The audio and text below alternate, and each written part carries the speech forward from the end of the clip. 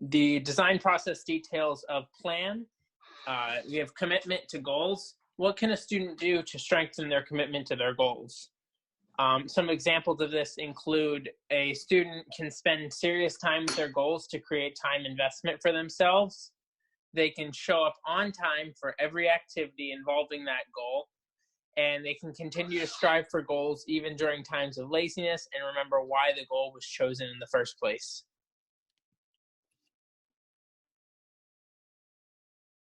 Design process details plan positive attitudes.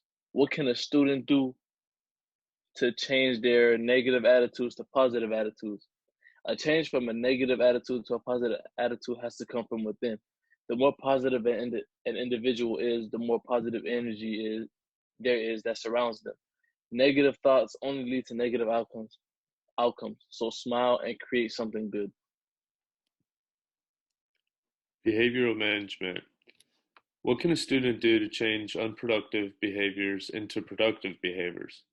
They can invest time into changing their behavior. Time heals all is a famous quote, and while it may not actually heal all, it surely does help. Time invested into change along with action goes a long way.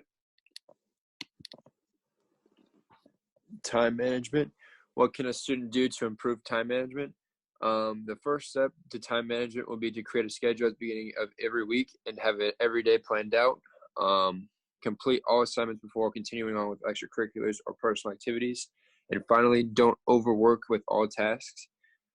Reserve some time during the day or night to relax. Another part of the design process details of plan include having a growth mindset as opposed to a fixed mindset.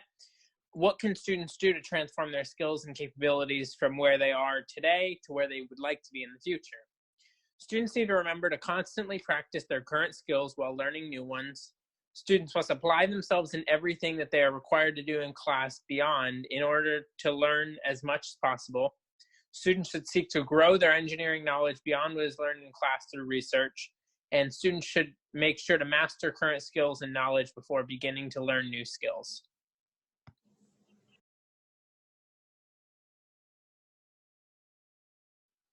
So, design process detail plan, ethics and engineering.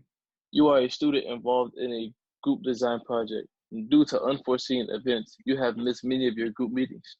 Your group members are understanding and have agreed to take on your work and allow you to receive credit. Will you accept the credit?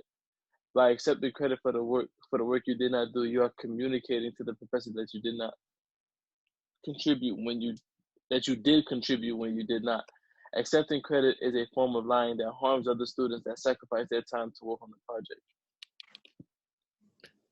Another part of ethics in engineering, you're going to a career fair, you have little experience in your sought area of employment. Should you lightly embellish your resume? While you should optimize your resume by altering its layout or improving its vocabulary, embellish implies that you would be adding false information to your resume, which is not ethical. Adding false information causes harm to the company who doesn't receive all the necessary information to make their decision on who to hire. False information also hurts other possibly more qualified candidates from getting the position. Ethics and engineering. You are a chief engineer at a chemical company that has developed a new process that has a waste byproduct.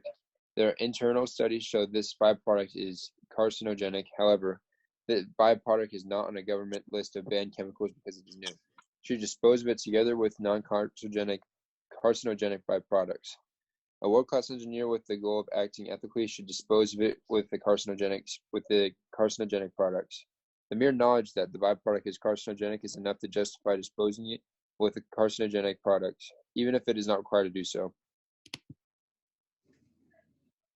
Another example of ethics in engineering, government self-regulations require that all purchases be made through purchasing agents. You're an engineer who wishes to purchase an old alternator from a junkyard, and you do so with your own money. Do you reimburse yourself with computing equipment from your office of equivalent value? Government regulations are generally enacted to ensure the safety of the consumer. A world-class engineer would neither avoid regulations by purchasing it themselves, nor would they reimburse themselves, as that would be theft of company property. Design process details create. Product development update. What tasks or activities have we accomplished so far in the process of becoming world-class engineers to get your professional development started? We have created and subsequently improved our professional resumes. We have learned about our specific learning styles and the most effective ways in which we individually acquire information.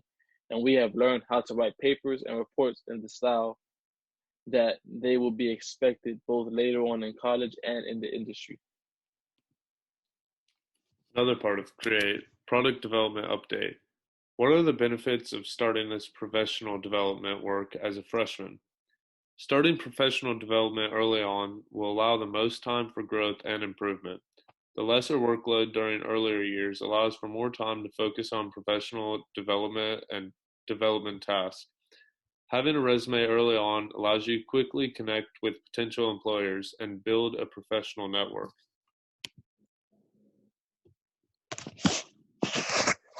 How will I improve my effectiveness as a world-class engineer through my education and as a professional in industry?